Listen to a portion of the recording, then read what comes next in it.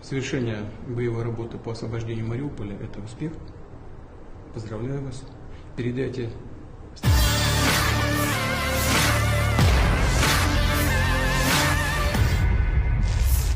Perang tidak hanya menimbulkan korban jiwa, perang juga menghabiskan anggaran yang tidak sedikit, ratusan hingga ribuan alat dan sistem persenjataan yang nilainya tidak sedikit dikerahkan untuk memenangkan perang. Otoritas Rusia mengakui habiskan lebih dari 300 juta dolar Amerika Serikat atau setara dengan 4,4 triliun rupiah per hari untuk anggaran sektor pertahanan bulan lalu. Biaya itu lebih banyak habiskan untuk invasi militer Ukraina yang terus berlanjut hingga hari ini. Kementerian Keuangan Rusia seperti dilansir dari The Moscow Times menegaskan bahwa jumlah itu lebih dari 2 kali lipat pengeluaran pertahanan sebelum perang. Sejak Presiden Vladimir Putin mengirim pasukan ke Ukraina pada akhir Februari lalu, anggaran pertahanan terus menanjak. Pasalnya, angkatan bersenjata Rusia gagal melakukan kemenangan kilat dan menetapkan strategi untuk merebut wilayah timur Ukraina. Hal ini membuat biaya perang terus membengkak. Menurut data Kementerian Keuangan, pengeluaran anggaran pertahanan Rusia pada Februari mencapai hingga 369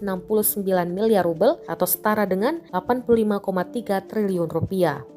Sementara pada Maret, jumlah ini terus menanjak jadi 450 miliar rubel atau hampir 104 triliun rupiah. Sejauh ini, anggaran pertahanan di bulan April menjadi yang paling mahal, mencapai hingga 628 miliar rubel atau hampir 145 triliun rupiah. Jika dirata-ratakan, maka ongkos perang di Ukraina yang harus dirogoh Rusia setiap harinya mencapai hingga 21 miliar rubel atau sekitar 4,4 triliun rupiah per hari. Ukraina rugi 8.000 triliun. Kerugian akibat perang tak hanya dirasakan Rusia. Ukraina sebagai negara yang diinvasi Rusia juga mengalami kerugian yang tak sedikit.